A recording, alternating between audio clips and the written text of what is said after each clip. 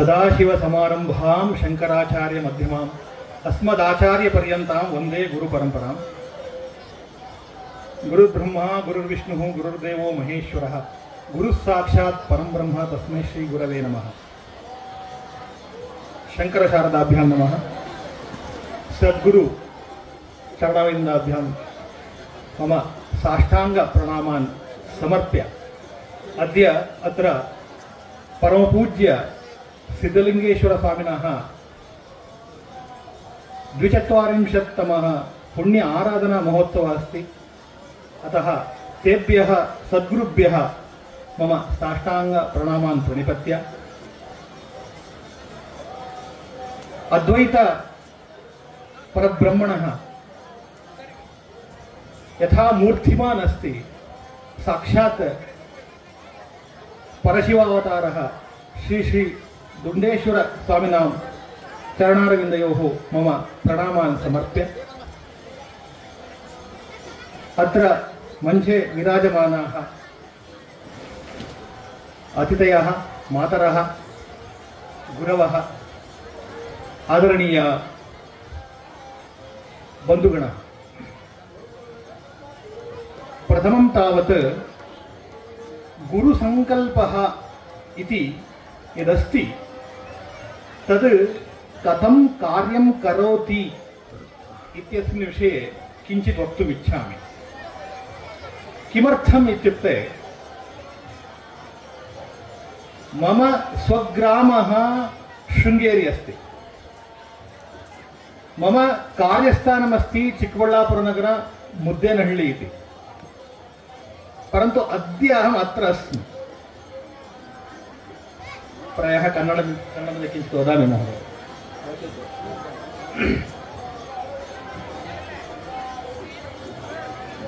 ಗುರುವಿನ ಸಂಕಲ್ಪ ಹೇಗಿರುತ್ತೆ ಅಂತ ಹೇಳೋದಕ್ಕೆ ಒಂದು ಉದಾಹರಣೆ ಕೊಟ್ಕೊಂಡು, ನನ್ನ ಸ್ವಂತ ಉದಾಹರಣೆ ಮತ್ತೆ ಮುಂದುವರಿತೇನೆ. ನನ್ನ ಊರು ಬಂದ್ಬಿಟ್ಟು ಶೃಂಗೇರಿ. ನಾನು ಕೆಲಸ ಮಾಡ್ತಿರೋ ಊರು ಬಂದ್ಬಿಟ್ಟು ಮುದ್ದೇನಹಳ್ಳಿ, ಚಿಕ್ಕಬಳ್ಳಾಪುರದಲ್ಲಿರೋದು.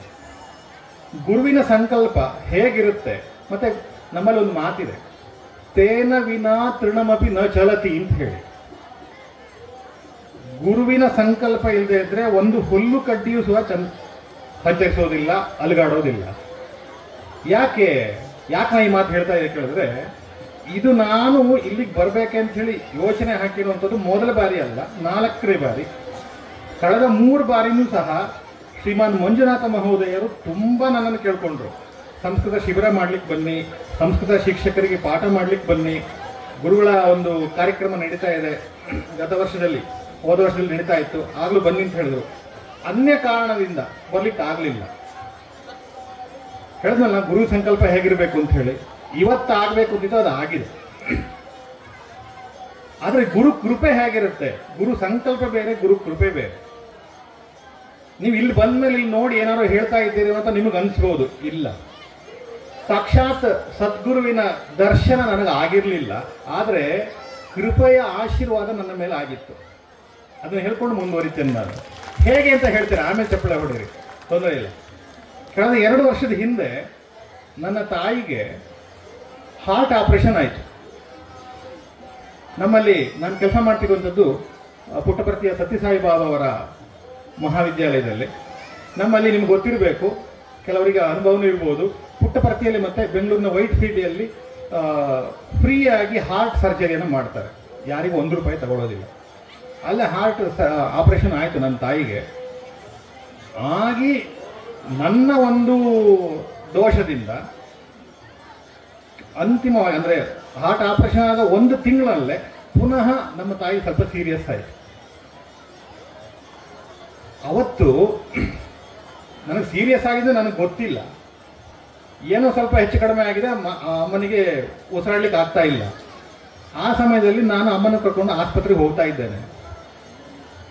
ಕನಸಲ್ಲೂ ಮನಸ್ಸಲ್ಲೂ ಯೋಚನೆ ಮಾಡಿದಂಗೆ ಮಂಜುನಾಥ್ ಮಹೋದಯ ನನಗೆ ಕಾಲ್ ಮಾಡಿದ್ರು, ಮಹೋದಯ ಹೀಗೆ ನಂದೀಶ್ವರದಲ್ಲಿ ಕಾರ್ಯಕ್ರಮ ಇದೆ, ನಾಳೆ ಬರ್ಲಿಕ್ಕೆ ಆಗ್ತದಾ ಅಂತ. ಸಾಮಾನ್ಯವಾಗಿ ಸುಳ್ಳು ಹೇಳಕ್ಕೆ ಬರಲ್ಲ ನನಗೆ. ನಾನು ಇದು ವಿಚಾರ ಹೇಳಿದೆ, ಮಹೋದಯ ಹೀಗೆ ನನ್ನ ಅಮ್ಮನಿಗೆ ಸೀರಿಯಸ್ ಆಗಿದೆ, ಆಸ್ಪತ್ರೆಗೆ ಕರ್ಕೊಂಡು ಹೋಗ್ತಾ ಇದ್ದೀನಿ. ಒಂದು ಕ್ಷಣವೂ ಯೋಚನೆ ಮಾಡಿದೆ, ಮಂಜುನಾಥ್ ಅವರು ಗುರುಗಳು ಇಲ್ಲೇ ಇದ್ದಾರೆ, ಸದ್ಗುರು ಹತ್ರ ಮಾತಾಡಿ ಇಂದು. ನಾನು ಗುರುಗಳನ್ನ ನೋಡಿಲ್ಲ, ಗುರುಗಳು ನನ್ನನ್ನು ನೋಡಿದೆ. ನಂದೀಶ್ವರ ಅಂತ ಹೇಳೋದು ಎಲ್ಲಿ ಬರುತ್ತೆ ಅಂತ ನನಗೆ ಗೊತ್ತಿಲ್ಲ. ನಿನ್ನೆ ಮ್ಯಾಪ್ ಹಾಕಿದ್ರೆ ನಂದೀಶ್ವರ ತೋರಿಸಿಲ್ಲ ನನಗೆ, ಬೇರೆ ಯಾವುದೋ ಊರು ತೋರಿಸ್ತು. ಅಂಥ ಸ್ಥಳದಲ್ಲಿ ಇದ್ಕೊಂಡು ಗುರುಗಳ ಆಶೀರ್ವಾದ 2 ವರ್ಷದ ಹಿಂದೆ ನನಗೆ ಆಗಿದೆ. ಗುರುಗಳು ಹೇಳಿದ ಒಂದೇ ಮಾತು, ಏನೂ ಚಿಂತೆ ಮಾಡಬೇಡಿ, ಅಮ್ಮನಿಗೆ ಎಲ್ಲ ಆರಾಮಾಗ್ತದೆ ಅಂತ ಹೇಳಿ. ಅನುಕ್ಷಣದಲ್ಲಿ ಅಮ್ಮನನ್ನು ಆಸ್ಪತ್ರೆಗೆ ಕರ್ಕೊಂಡೋದೆ. ಅಲ್ಲಿಂದ ಎಮರ್ಜೆನ್ಸಿ ಇದೆ, ತಕ್ಷಣದಲ್ಲಿ ನೀವು ಎಲ್ಲಿ ಆಪರೇಷನ್ ಮಾಡಿಸಿದ್ರು ಅಲ್ಲಿಗೆ ಕರ್ಕೊಂಡು ಹೋಗಿ ಅಂತ ಹೇಳಿದ್ರು. ವಿತಿನ್ 1 hour, 1 ಗಂಟೆ ಅಭ್ಯಂತರದಲ್ಲಿ ನಾನು ಎಲ್ಲಿ ಆಪರೇಷನ್ ಮಾಡಿದ್ರೆ ವೈಟ್ ಫೀಲ್ಡ್ಗೆ ಅಲ್ಲಿ ಕರ್ಕೊಂಡು ಹೋದೆ. ನೆನಪಿರಲಿ, ನಮ್ಮ ಮನೆಯಿಂದ ಅಂದರೆ ಚಿಕ್ಕಬಳ್ಳಾಪುರದಿಂದ ಬೆಂಗಳೂರಿಗೆ 1.5 ಗಂಟೆ ಬೇಕು. ಕಾರಲ್ಲಿ ಹೋಗಲಿ, ಏನು ಬೇಕಾದ್ರು, ಆಂಬುಲೆನ್ಸಲ್ಲಿ ಹೋಗೋ ಅಷ್ಟಾಯಿತು. ಅಮ್ಮನಿಗೆ ಆರಾಮಾಯಿತು. ಅಮ್ಮ ಇವತ್ತು ಆರಾಮಿದ್ದಾರೆ, ನನ್ನ ಜೊತೆ ಇನ್ನೂ ಇರ್ತಾರೆ ಗುರುಗಳ ಆಶೀರ್ವಾದದಿಂದ. ಇದು ಯಾಕೆ ಅಂತಂದರೆ ಸದ್ಗುರುವಿನ ಒಂದು ಕೃಪೆ, ಆಶೀರ್ವಾದ ಯಾಕೆ ಬೇಕು, ಸದ್ಗುರುವಿನ ಸಂಕಲ್ಪ ಇದ್ದರೆ ಏನಾಗ್ತದೆ ಅಂತ ಹೇಳೋದಕ್ಕೆ ಉದಾಹರಣೆ ಪ್ರತ್ಯಕ್ಷ ನಾನು ಇಲ್ಲ ಇದ್ದೀನಿ. ಇಲ್ಲಿ ಬಂದಮೇಲೆ ಈಗಷ್ಟೇ ತಿಮ್ಮಣ್ಣ ಭಟ್ರು ಹೇಳಿದ್ರು, ಅಧ್ಯಾತ್ಮದಲ್ಲಿ ವಿಶೇಷವಾಗಿ ಅದ್ವೈತದಲ್ಲಿ ಪರಬ್ರಹ್ಮ ವಸ್ತುವನ್ನು ವರ್ಣನೆ ಮಾಡಲಿಕ್ಕೆ ಒಂದು ವಿಷಯವನ್ನು ಬಳಸ್ತಾರೆ. ಏನಂತ ಕೇಳಿದ್ರೆ ಅನಿರ್ವಚನೀಯ ಅಂತ ಹೇಳಿ. ಈಗ ನಾನು ಹೇಳ್ಬೋದು ಮೈಕ್ ಅಂತ ಹೇಳಿದ ತಕ್ಷಣ ನಿಮಗೆ ಅನುಭವ ಬರುತ್ತೆ, ಏನು ಮೈಕ್ ಅಂದ್ರೆ ಹೀಗಿರುತ್ತೆ ಅಂತ. ಅಥವಾ ಹಾರ್ಮೋನಿಯಂ ಅಂತ ಹೇಳಿದ್ರೆ ನಿಮ್ಗೆ ಅನುಭವ ಬರುತ್ತೆ. ತಬಲಾ ಅಂತ ಹೇಳಿದ್ರೆ ನಿಮ್ಗೆ ಗೊತ್ತಿರುತ್ತೆ ಹೇಗೆ ಅಂತ ಹೇಳಿ. ಆ ಪರಬ್ರಹ್ಮವನ್ನು ಹೇಗೆ ಮಾಡುವಂಥದ್ದು, ಅದಕ್ಕೆ ಯಾವುದೇ ರೀತಿಯಾದಂಥ ಆಕಾರ ಇಲ್ಲ, ಅದು ಅನಿರ್ವಚನೀಯ. ಅದನ್ನು ಹೇಗೆ ಹೇಳೋದು? ಒಂದು ಸಣ್ಣ ಉದಾಹರಣೆ ಹೇಳ್ತೇನೆ. ಸಕ್ಕರೆಯ ಒಂದು ರುಚಿ ನಿಮಗೆ ಗೊತ್ತಿದೆ. ಸಕ್ಕರೆ ಹೇಗಿರುತ್ತೆ? ಸಿಹಿಯಾಗಿರುತ್ತೆ ಅಂತ ಹೇಳ್ತೀರ. ಸಿಹಿ ಅಂದ್ರೆ ಏನು? ಅದನ್ನ ಹೇಳಲಿಕ್ಕೆ ಆಗೋದಿಲ್ಲ. ಸಿಹಿ ಅಂದ್ರೆ ಸಿಹಿನೇ. ಹಾಗೆ ಪರಬ್ರಹ್ಮ ವಸ್ತು ಅಂತ ಹೇಳುವಂಥದ್ದು. ಯಾಕೆ ಅಂತಂದ್ರೆ ಅದ್ವೈತ ವಿಚಾರದಲ್ಲಿ, ಅದ್ವೈತ ಅಂದ್ರೆ ಏನು? 2 ಇಲ್ಲದ್ದು ಅಂತ ಹೇಳಿ. 2 ಇಲ್ಲದ್ದು ಅಂದ್ರೆ ಎಲ್ಲವೂ ಸಹ ಪರಬ್ರಹ್ಮಮಯ ಅಂತ ಹೇಳುವಂಥದ್ದು. ಈ ಪ್ರಪಂಚದಲ್ಲಿ ಇರುವಂಥದ್ದು ಎಲ್ಲವೂ ಸಹ ಪರಬ್ರಹ್ಮ ವಸ್ತುವೇ ಆಗಿರುವಂಥದ್ದು. ಉದಾಹರಣೆ ಏನು ಕೊಡ್ಬೋದು? ಎಲ್ಲವೂ ಪರಬ್ರಹ್ಮ ವಸ್ತು ಹೇಗೆ? ನಾನಾದ್ರೂ ಒಂದೇ ಉದಾಹರಣೆ ಕೊಡ್ತೇನೆ. ಇಲ್ಲಿ ನೀವೆಲ್ಲ ಕೂತಿದ್ದೀರಲ್ಲ, ಯಾವುದೇ ರೀತಿಯಾದಂತಹ ಯೋಚನೆ ಇಲ್ಲದೆ ಎಲ್ಲರಲ್ಲೂ ಇರುವಂತಹ ಆನಂದಮಯ ಸ್ಥಿತಿ ಏನಿದೆ, ಆ ಆನಂದಮಯ ನಿಮ್ಮ ಮುಖದಲ್ಲಿ ತೋರ್ತಾ ಇದೆ. ಇದು ಪರಬ್ರಹ್ಮ ಒಂದು ಅನುಭವದ ಸಂಕೇತ ಅಂತ ಹೇಳ್ಬೋದು. ಯಾಕೆ ಅಂತಂದ್ರೆ ನಾನಿಲ್ಲಿ ಮೇಲೆ ಬರಬೇಕಾದ್ರೆ ಒಂದು ವಿಷಯವನ್ನ ಕೊಟ್ಟು ಇದ್ರ ಬಗ್ಗೆ ಇವತ್ತು ಮಾತಾಡಿ ಅಂತ ಹೇಳಿ ನನಗೆ ಇರುವಂತಹ ಸೀಮಿತ ಜ್ಞಾನದಲ್ಲಿ ನನಗೆ ಅರ್ಥ ಆಗಿರುವ ಹಾಗೆ ನಿಮ್ಮ ಮುಂದೆ ಅದನ್ನು ಪ್ರಸ್ತುತ ಮಾಡ್ತೇನೆ. ದಯಮಾಡಿ ಯಾರು ಅನ್ಯಥಾ ಭಾವಿಸಬಾರ್ದು. ನನ್ನ ಒಂದು ಬುದ್ಧಿ ತಿಳಿಮಟ್ಟ ಬುದ್ಧಿಗೆ ನಾನು ಹೇಳ್ತೇನೆ. ವಿಷಯ ಏನೋ ಕೇಳಿದ್ರೆ ಕಠೋಪನಿಷತ್ತುಗಳು. ಆ ಕಠೋಪನಿಷತ್ತಿನಲ್ಲಿ ಒಂದು ಮಂತ್ರ ಬರ್ತದೆ, ಆ ಮಂತ್ರದ ವಿವರಣೆಯನ್ನು ಹೇಳಬೇಕು ಅಂತ ಹೇಳಿ. ಯಾಕೆ ನಮಗೆ ಉಪನಿಷತ್ತುಗಳು ಮುಖ್ಯ?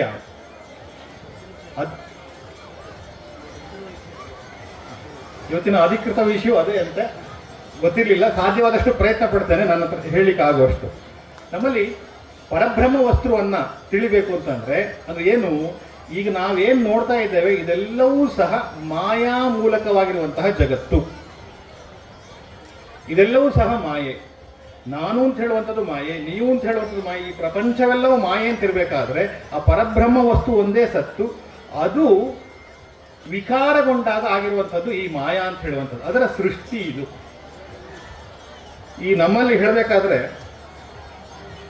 ಪರಬ್ರಹ್ಮನಿಗೆ ಅನಿಸ್ತಂತೆ ಏನಾದರೂ ಸ್ವಲ್ಪ ಆಟ ಆಡೋಣ ಅಂತ ಹೇಳಿ ಅವನ ಸೃಷ್ಟಿ ಇದು. ಅವನ ಸೃಷ್ಟಿಯಲ್ಲಿ ತ್ರಿಮೂರ್ತಿಗಳು ಬರುವಂಥದ್ದು.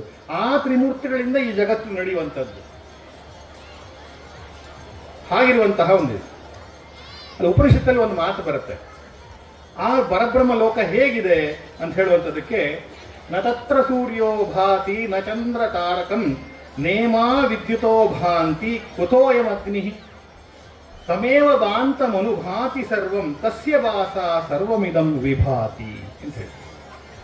ನ ತತ್ರ ಸೂರ್ಯ, ಅಲ್ಲಿ ಸೂರ್ಯ ಅಂತ ಹೇಳುವವನು ಇಲ್ಲ. ನ ಚಂದ್ರ ತಾರಕ, ಅಲ್ಲಿ ಚಂದ್ರನಿಲ್ಲ, ತಾರಕ ನಕ್ಷತ್ರಗಳಿಲ್ಲ, ವಿದ್ಯುತ್ ಇಲ್ಲ, ಇನ್ನು ಅಗ್ನಿ ಎಲ್ಲಿಂದ ಬರಬೇಕು? ಹಾಗಿರ್ಬೇಕಾದ್ರೆ ಎಲ್ಲವೂ ಸಹ ತಮೇವ ಬಾಂತಂ ಅನುಭಾತಿ, ಅವನಿಂದ ಎಲ್ಲವೂ ಸಹ ಇಲ್ಲಿ ಪ್ರತಿಫಲಿತವಾಗಿರುವಂಥದ್ದು. ಈ ಸಮಸ್ತ ಪ್ರಪಂಚವೂ ಸಹ ತಸ್ಯ ಭಾಸಾ ಸರ್ವಮಿದಂ ವಿಭಾತಿ, ಅವನ ಬೆಳಕಿನಿಂದ ಇವೆಲ್ಲವೂ ಸಹ ಪ್ರತಿಫಲನಗೊಳ್ಳುತ್ತಿರುವಂಥದ್ದು. ಹಾಗಾದ್ರೆ ಆ ಪರಬ್ರಹ್ಮ ವಸ್ತು ಅಂತ ಹೇಳಿದ್ರೆ ಹೇಗಿರುತ್ತೆ? ಭಗವದ್ಗೀತೆಯಲ್ಲಿ ಬರುತ್ತಲ್ಲ, ಯಾವುದೇ ರೀತಿಯಾದಂತಹ ಗಾಳಿಯಿಂದ, ಅಗ್ನಿಯಿಂದ, ಅದು ಅಥವಾ ನೀರಿನಿಂದ ಏನನ್ನು ಮಾಡಲಿಕ್ಕಾಗೋದಿಲ್ಲ, ಅದು ಆತ್ಮ ಅಂತ ಹೇಳುವಂಥದ್ದು. ಆತ್ಮ ಹೇಗೆ? ನೈನಂ ಚಿಂದಂತಿ ಶಸ್ತ್ರಾಣಿ ನೈನಂ ದಹತಿ ಪಾವಕಃ ಅಂತ ಹೇಳುವಂಥ ಮಾತು ಹೇಗೆ ಬರುತ್ತೋ ಅದಕ್ಕೆ ಒಂದು ಉದಾಹರಣೆ ಕೊಟ್ಟರೆ ನಿಮಗೆ ಸ್ಪಷ್ಟನೆ ಆಗತ್ತೆ ಅಂತ ತಿಳ್ಕೊಳ್ತೇನೆ.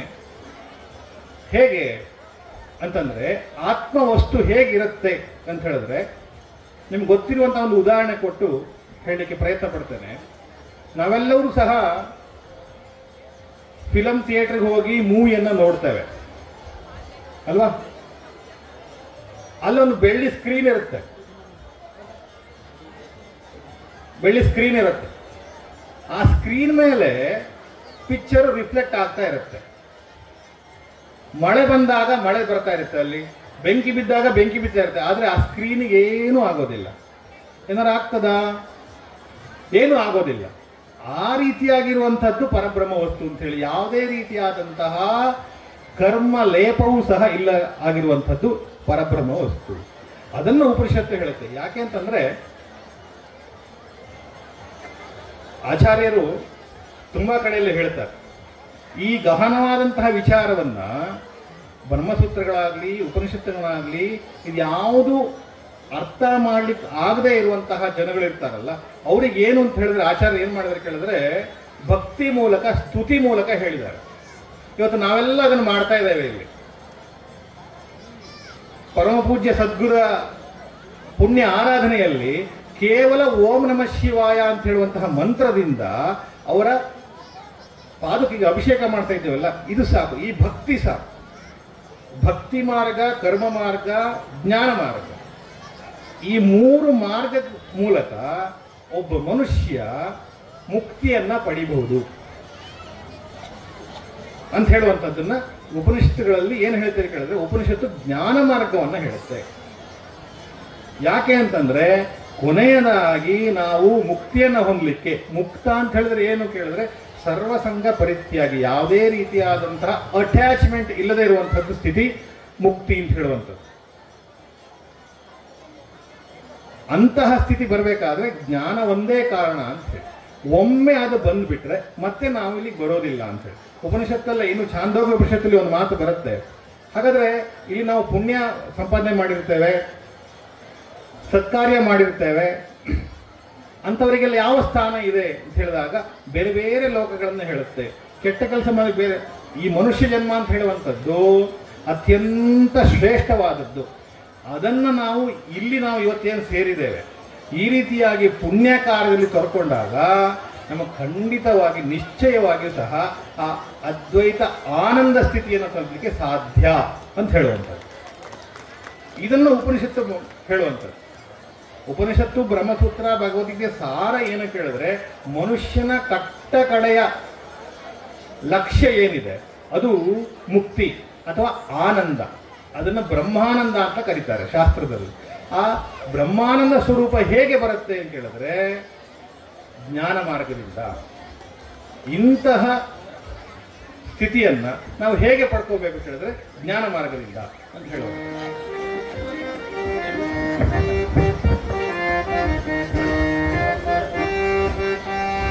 ಸಾಂಬ ಸದಾ ಶಿವ, ಸಾಂಬ ಸದಾ ಶಿವ,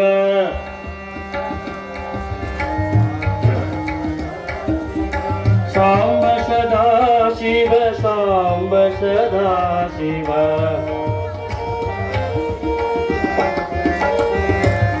ಸಾಂಬ ಸದಾ ಶಿವ, ಸಾಂಬ ಸದಾ ಶಿವ,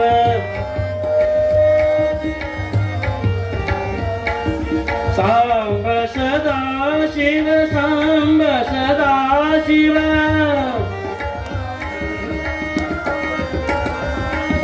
ಸಾಂಬ ಸದಾ ಶಿವ, ಸಾಂಬ ಸದಾ ಶಿವ,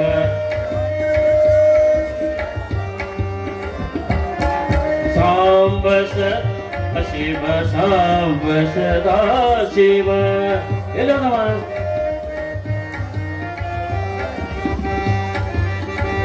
ಓಂ ಚೈತನ್ಯಂ ಶಾಶ್ವತಂ ಶಾಂತಂ ವ್ಯೋಮಾತೀತಂ ನಿರಂಜನಂ ನಾದಬಿಂದುಕಲಾತೀತಂ ತಸ್ಮೈ ಶ್ರೀ ಗುರವೇ ನಮಃ ಜೈ ಜೈ ಮಂಗಲ ನಮಃ ಪಾರ್ವತೀಪತೆ ಶಿವ ಹರ ಹರ ಮಹಾದೇವ ರಾಜಾಧಿರಾಜ ಸದ್ಗುರುನಾಥ सिद्धलिंगेश्वर महाराज की जय साधु संत महाराज की जय श्री गुरुदेव दत्त दत्त भवतु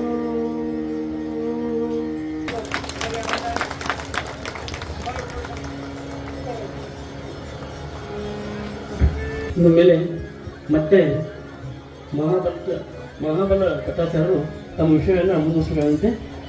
ಆಮೇಲೆ ಅವ್ರು ತೋರಿಸಿದ ನಂತರ ಇಲ್ಲಿ ಮಾಲಾರ್ಪಣೆ ಮಾಡಲಾಗಿದೆ.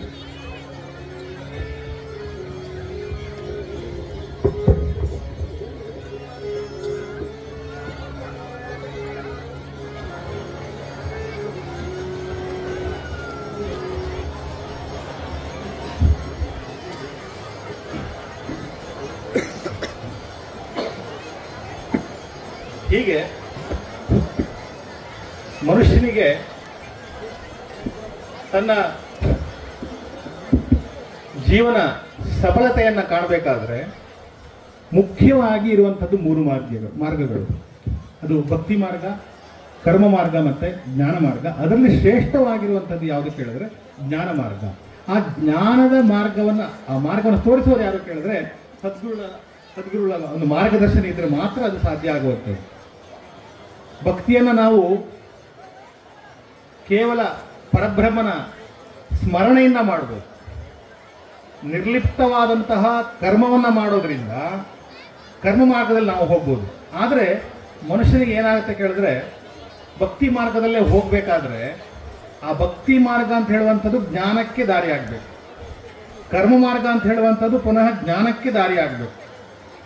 ಆಗ ಜ್ಞಾನ ಮಾರ್ಗ ಸಿದ್ಧಿಯಾಗುವಂಥದ್ದು. ಆ ಜ್ಞಾನ ಮಾರ್ಗಕ್ಕೆ ಸದ್ಗುರುಗಳಂತಹ ಆಶೀರ್ವಾದ, ಸದ್ಗುರುಗಳ ಮಾರ್ಗದರ್ಶನ ಬೇಕಾಗುವಂಥದ್ದು. ಯಾಕೆಂತಂದರೆ ಕರ್ಮ ಮಾರ್ಗದಲ್ಲಿ ಒಮ್ಮೆ ಅನಿಸ್ಬೋದು, ನಾವು ಹೇಳ್ಬೋದು ನಿರ್ಲಿಪ್ತವಾದಂತಹ ಕರ್ಮವನ್ನು ನಾವು ಮಾಡ್ತಾ ಇರ್ತೇವೆ ಅಂಥೇಳಿ, ನನಗೆ ಯಾವುದೇ ರೀತಿಯಾದಂಥ ಫಲಾಪೇಕ್ಷೆ ಇಲ್ಲ ಅಂತ ಹೇಳಿ ಒಮ್ಮೊಮ್ಮೆ ಅನಿಸ್ಬೋದು ನಮಗೆ, ಇಷ್ಟೆಲ್ಲ ನಾನು ಮಾಡ್ತಾ ಇದ್ದೇನೆ, ಯಾಕೆ ಮಾಡಬೇಕು, ದೇವರು ನನಗೆ ಕಷ್ಟ ಕೊಡ್ತಾ ಇದ್ದೇನೆ ಅಂತ ಹೇಳುವಾಗ ಕರ್ಮದಲ್ಲಿ ನನಗೂ ಸ್ವಲ್ಪ ಆಸಕ್ತಿ ಬಂತು ಫಲದಲ್ಲಿ ಅಂತ ಹೇಳುವಂಥದ್ದು ಬರ್ತದೆ. ನಿಷ್ಕಾಮ ಕರ್ಮ ಅಂತ ಹೇಳುವುದು ತುಂಬ ಕಷ್ಟ. ಹಾಗಾಗಿ ಅತ್ಯಂತ ಶ್ರೇಷ್ಠ ಮಾರ್ಗ ಮುಕ್ತಿಗೆ ಯಾವುದು ಕೇಳಿದ್ರೆ ಎಲ್ಲರೂ ಒಪ್ಪುವಂಥದ್ದು ಜ್ಞಾನ ಮಾರ್ಗ. ಹೆಣ್ಮಕ್ಳಿಗೆ ಬರ್ರಿ, ಗಂಡ್ಮಕ್ಳು ಇಲ್ಲಿ ಆ ವೆಬ್ಸೈಟ್ ಬರ್ರಿ, ಗಂಡ್ಮಕ್ಳು ಇಲ್ಲಿ ಹೆಣ್ಮಕ್ಳಿಗೆ ಬರ್ರಿ ಜಾಗ ಇಲ್ಲಿ. ಅಪ್ಪವ್ರು ಎದುರಿಗೆ ಹೆಣ್ಮಕ್ಳು ಬೇಕಾದ್ರೆ ಅಪ್ಪವ್ರು ಬೈತಾರಲ್ಲ, ಆ ಹೆಣ್ಮಕ್ಳು ಹೆಚ್ಚಿಗೆ ಜಾಗ ಇಲ್ಲಿ ಬರ್ರಿ. ಭಕ್ತಿ ಮಾರ್ಗ ಎಲ್ಲರಿಗೂ ಸುಲಭವಾಗಿ ಸಾಧ್ಯವಾಗುವಂತಹ ಮಾರ್ಗ. ಕರ್ಮ ಮಾರ್ಗ ಕಷ್ಟ. ಯಾಕೆಂದ್ರೆ ಏನೇ ಕರ್ಮ ಮಾಡಿದ್ರೂ ಸಹ ಅಲ್ಲಿ ಫಲದ ಒಂದು ಲವಲೇಶ ಇದ್ದೇ ಇರ್ತದೆ. ಅಯ್ಯೋ ನನಗೇನು ಸಿಗಲಿಲ್ಲ ಅಂತ ಹೇಳುವಂಥದ್ದು. ಹಾಗಾಗಿ ಫಲಾಪೇಕ್ಷೆ ಅಂತ ಹೇಳೋದು ಎಷ್ಟೇ ನಾವು ನಿಷ್ಕಾಮ ಅಂತ ಹೇಳಿದ್ರು ಸಹ ಮನಸ್ಸಿನ ಎಲ್ಲೋ ಒಂದು ಮೂಲೆಯಲ್ಲಿ ನಮಗೆ ಅನಿಸ್ತಾ ಇರ್ತದೆ, ಫಲ ಬೇಕಿತ್ತು ಅಂತ ಹೇಳುವಂಥದ್ದು. ಹಾಗಾಗಿ ನಿಷ್ಕಾಮ ಮಾಡುವಂಥದ್ದು ತುಂಬ ಕಷ್ಟ. ಮಂಜುನಾಥ್ ಅವರು ಆರಂಭದಲ್ಲಿ ಹೇಳಿದ್ರು, ಮನಸ್ಸು ಯಾವುದೋ ರೀತಿಯಾದಂತಹ ಒಂದು ಕಾಮನೆಯನ್ನ, ಆಸೆಯನ್ನ ತಳಿತಾ ಇರ್ತದೆ ಅಂತ ಹೇಳುವಂಥದ್ದು. ಹಾಗಾಗಿ ಅದು ಕಷ್ಟ. ಆದರೆ ಜ್ಞಾನ ಮಾರ್ಗ ಏನಿದೆ, ಜ್ಞಾನ ಮಾರ್ಗ ಸಿದ್ಧಿಗೆ ನಾವು ಉಪನಿಷತ್ತುಗಳನ್ನು, ಬ್ರಹ್ಮಸೂತ್ರಗಳನ್ನು ಅದ್ಯಾವುದು ಆಗದಿದ್ದಾಗ ಭಗವದ್ಗೀತೆಯನ್ನು ನಿರಂತರವಾಗಿ ಪಾರಾಯಣ ಮಾಡಿದ್ರೆ ಸಾಕಾಗ್ತದೆ. ಅದರಲ್ಲಿ ಭಗವಾನ್ ಶ್ರೀಕೃಷ್ಣ ಹೇಳಿರುವಂತಹ ವಿಷಯಗಳನ್ನು ನಾವು ನಮ್ಮ ಜೀವನದಲ್ಲಿ ಪಾಲಿಸ್ತು ಅಂತ ಆದರೆ ನಾವು ನಿಜವಾಗ್ಲೂ ಸಹ ಸದ್ಗುರುಗಳ ಮಾರ್ಗದರ್ಶನದಲ್ಲಿ ಮುಕ್ತಿಯನ್ನು ಪಡಿಬಹುದು ಅಂತ ಹೇಳ್ತಾ, ಇಷ್ಟು ಈ ಕ್ಷೇತ್ರದಲ್ಲಿ ಬಂದು ವಸ್ತುತವಾಗಿ ಹೇಳಬೇಕು ಅಂತಂದರೆ ಇನ್ನೂ ಏನೇನೋ ಮನಸ್ಸಲ್ಲಿ ಓಡಾಡ್ತಾ ಇತ್ತು. ಆದರೆ ಇಲ್ಲಿ ಬಂದು ಈ ಪರಿಸರ ನೋಡಿದ ಮೇಲೆ ಮನಸ್ಸು ಕೇವಲ ಸದ್ಗುರು ಚರಣಾರವಿಂದಲ್ಲಿ ಮಾತ್ರ ಲೀನ ಆಗ್ತಾ ಇದೆ. ಅಂದ್ಕೊಂಡಿದ್ದೆಲ್ಲ ಬರ್ತಾ ಇಲ್ಲ. ಯಾಕೆಂದ್ರೆ ಇದು ಇಲ್ಲಿರುವಂಥದ್ದು ಆನಂದ ಸ್ಥಿತಿ. ಎಲ್ಲರೂ ನಾನು ಮೊದಲೇ ಹೇಳಿದೆ, ಆನಂದದಲ್ಲಿ ಹೇಗಿರ್ತಾರೆ ಕೇಳಿದ್ರೆ ಹೀಗಿರ್ತಾರೆ ಅಂತ ಹೇಳಿದ್ರೆ, ತಮ್ಮ ಮನೆ ಮಠ ಕರ್ಮ ಎಲ್ಲವನ್ನ ಬಿಟ್ಟು ಕೇವಲ ಭಗವದ್ ದರ್ಶನದಿಂದ ಮಾತ್ರ ಆನಂದ ಸಿಗುತ್ತೆ ಅಂತ ಹೇಳೋ ಉದ್ದೇಶ ನೀವು ಬಂದಿದ್ದೀರಿ. ಅದರಂತೆ ನೀವು ನಡ್ಕೊಳ್ತಾ ಇದ್ದೀರಿ. ಯಾರಿಗೂ ಯಾವುದೇ ರೀತಿಯಾದಂತಹ ಫಲಾಪೇಕ್ಷೆ ಇಲ್ಲದೆ ಕೆಲಸ ಮಾಡ್ತಾ ಇದ್ದೀರಿ. ನನಗೆ ಬಂದಾಗ ಇಲ್ಲೆಲ್ಲ ಹೇಳಿದ್ರು ಯಾವ ಥರ ಸೇವೆ ಮಾಡ್ತಾರೆ, ಏನು ಮಾಡ್ತಾರೆ ಅಂತ, ಹಗಲೂ ರಾತ್ರಿ ಹೇಗೆ ದುಡಿತಾರೆ ಅಂತ ಹೇಳಿದ್ರು. ಎಲ್ಲದಕ್ಕೂ ಕಾರಣರಾದಂತಹ ಸ್ವಾಮಿಗಳಿಗೆ ವಂದಿಸುತ್ತಾ ನಾನು ಇಷ್ಟೊತ್ತಿಗೆ ಏನು ಮಾತಾಡಿದ್ನೋ ಈ ವಾಕ್ ಪುಷ್ಪವನ್ನು ಸ್ವಾಮಿಗಳ ಗುರುಗಳ ಪಾದತಲದಲ್ಲಿ ಸಮರ್ಪಿಸ್ತಾ ನನ್ನ ಮಾತನ್ನು ಮುಗಿಸ್ತಾ ವಿರಮಿಸ್ತೇನೆ.